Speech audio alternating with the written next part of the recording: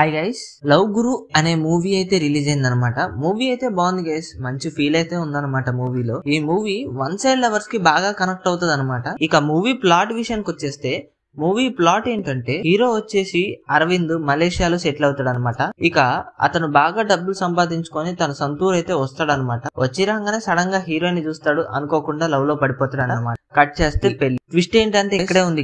Twist ఏంటంటే మన heroine కి హీరో నచ్చడు, పేరెంట్స్ ప్రెజర్ వల్ల పెళ్లి చేసుకోవాల్సి వస్తుంది. అక్కడి నుంచి మూవీ ఎలా మొదలవుతుంది అనేది మూవీ ప్లాట్ అనమాట.